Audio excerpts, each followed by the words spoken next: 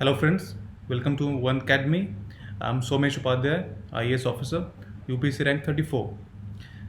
This is very important lecture about mains answer writing. Friends, why do so many people write mains again and again but do not qualify for interviews? Or even if they qualify, their main score is so low that they cannot get a good rank or even not get a rank at all. It largely depends on how good your answer is, and how good your answer is depends on how well you understand the question's demand.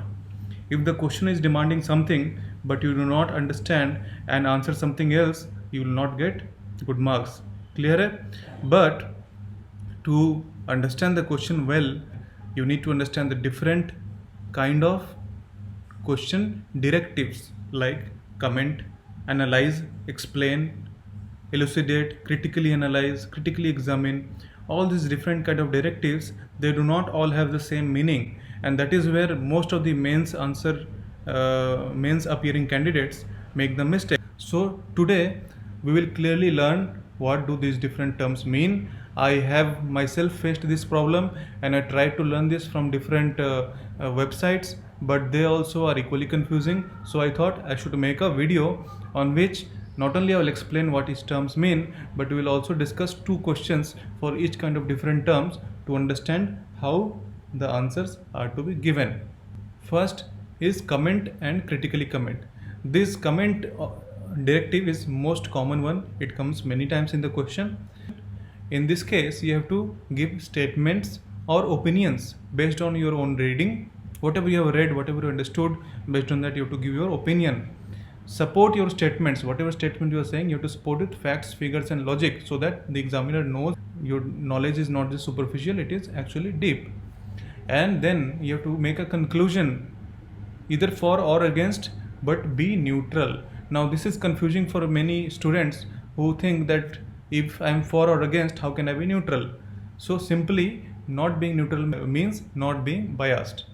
For example, if you are interviewing candidates for job and you have bias against particular race or particular skin tone, then if the candidate appears of that particular race, regardless of how good or bad he is, you will be inclined to give him less marks because of your inherent bias. So if you get rid of that bias, what you will do, you'll only judge based on facts, how good he answers your question, how good his knowledge is. So similarly, in your question also, any topic you are evaluating or you are commenting about, you have to look at both good and bad regardless of your previous beliefs, and then you have to neutrally judge ki which factor is more, and that's why this is either for or against answer can be given.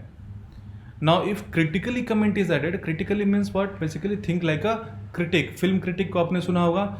See, they do not only criticize कि ये गंदा है, ये खराब है, वो बुरा है. They also say what is the good thing about the movie. So like a critic, you have to see both at positive and negative qualities and then pass a fair judgment whether it is overall good or overall bad, or whatever the demand of the question is. Accordingly you have to pass a judgment. Understood? So let's take examples of questions. Question number 1, access to affordable, reliable, sustainable and modern energy is the sine qua non to achieve sustainable development goals. Comment on the progress made in India in this regard. Now a lot of people will confuse, first of all, कि they will start commenting on the statement itself, but this question is not about the statement. This is about, the statement says कि to achieve SDG there is no option but to also achieve access to affordable, reliable, sustainable and modern energy. But this question is not about SDG at all. This is about comment on the progress made in India in this regard. In which regard? In regards to that energy thing, which is basically talking about renewable energy, affordable, which is reliable, which is sustainable and modern. So that renewable energy के बारे में आपको लिखना है, and what is the progress of that renewable energy status in your country. So in that regard, what you will do, because it has said comment, so you have to give your opinion, you have to give facts and figures, and then you have to conclude whether how much we have progressed. Clear hai?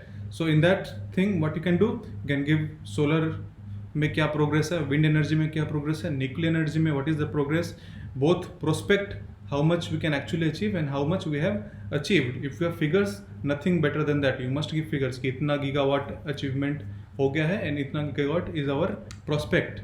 So you can write your answer in that manner, and then you can conclude कि how much we have actually progressed. In that, be positive कि in this short time we have achieved this much, so we can also, but we have to increase our speed or whatever in a good language. Right now I'm not formulating that answer, but you have to give a good conclusion, and you have to also briefly mention what are the gaps and how that gap can be filled in your conclusion part. Clear hai?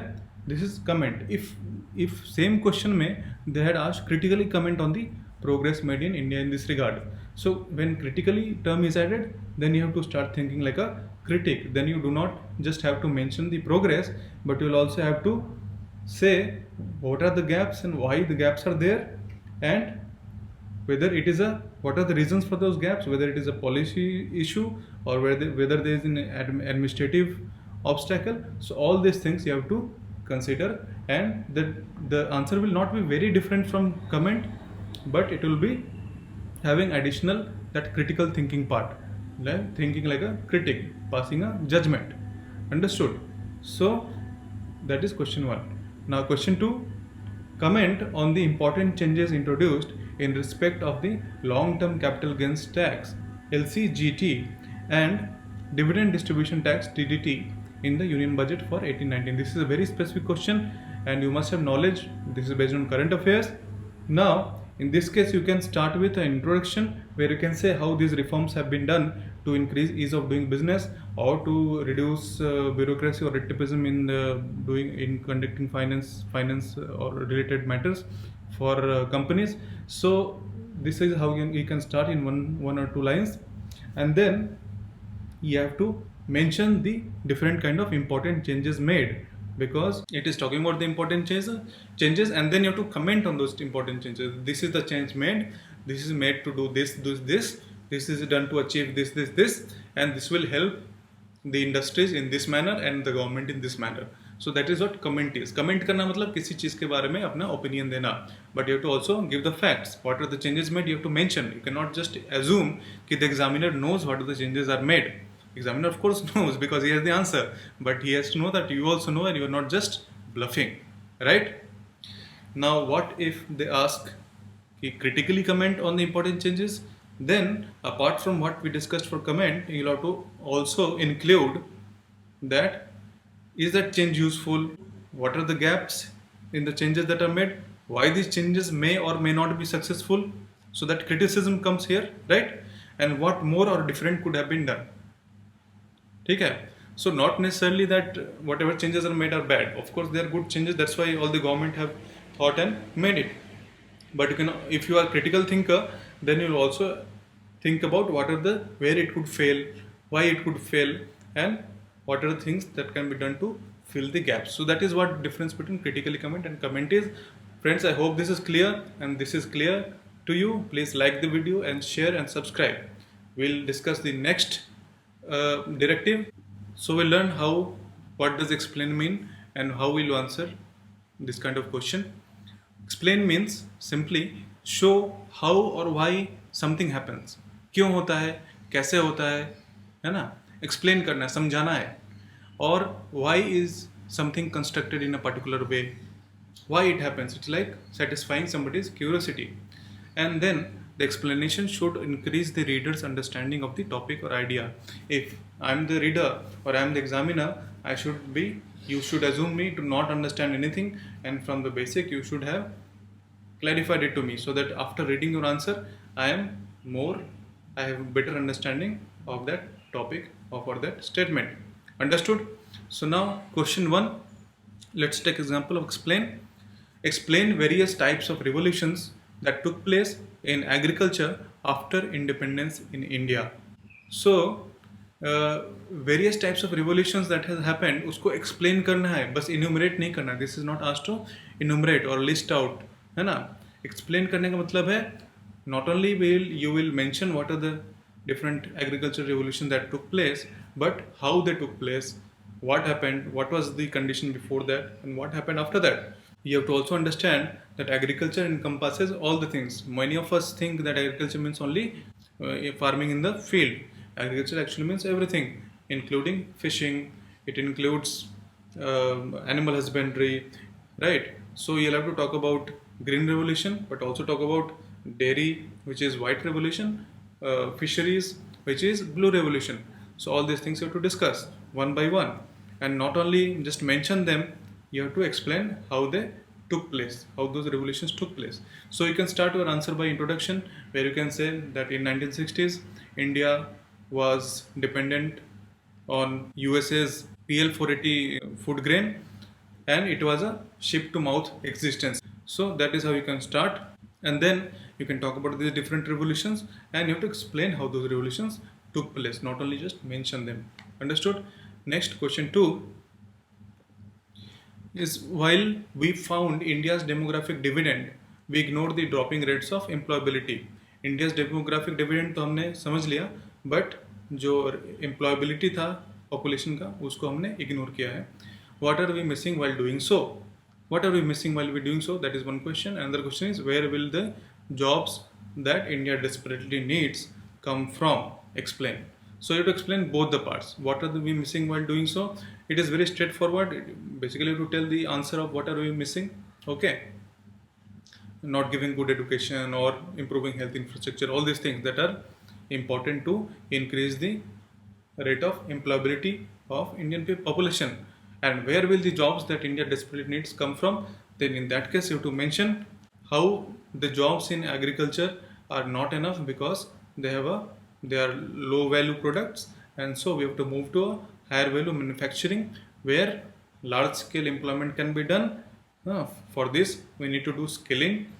By skilling we will generate employable, we will increase the employability of the people, and then we can not only deploy them in our own Make in India projects, manufacturing projects, but also we can send them to as a skilled labor to developed countries where the population is aging and there is a demand for skilled labor. So you can also talk about the promoting local entrepreneurship, how it will create jobs. So this kind of different things that will create jobs, you have to not only mention them, you have to also explain how they create jobs, right? That is what explain is.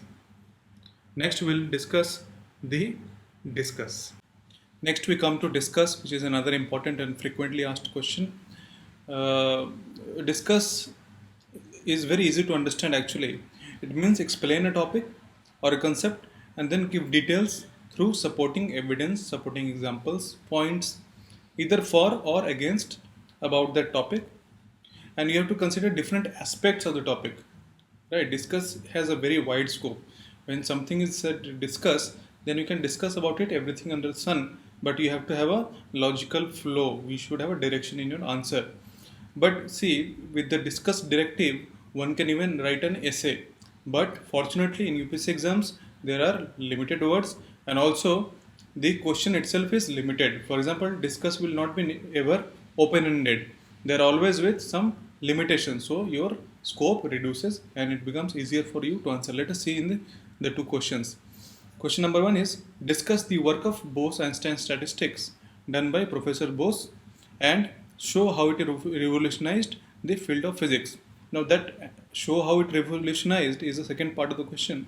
First part is discuss the work of Bose-Einstein statistics. So you have to actually explain what was the work, what did it involve, and then support with and explain it with example so that the examiner knows that you actually understand, you not just memorized the concept, right? So it has now even though discuss has very wide scope, it has been limited by the question itself. In the second question again, with growing energy needs, should India keep on expanding its nuclear energy program? That is one part of the question. You should answer that part. And then discuss the facts and fears associated with the nuclear energy. So again, your discussion is limited. It's not discuss the nuclear energy. Then you have to discuss everything under the sun. You have to discuss only the facts and fears. So you have to list out facts separately and fears separately. And for each fact, you have to explain what that fact means and support with evidence. And then fears, for example, people have fear that nuclear leak will happen, or there are many unnatural fears also, irrational fears also. They all that also you can list, and then you can explain them one by one. So that is what discuss means. It is actually very easy to answer, but you'll have to understand the scope of the question. Friends, these are the three directives that we discussed. In the next part, we'll discuss another three directives. Please like this video, comment your what do you feel about this lecture, and whether it has clarified, given you more clarity on the different kind of directives, and do you want me to come with more lecture in this series. Please subscribe if you have not. Thank you so much. Bye.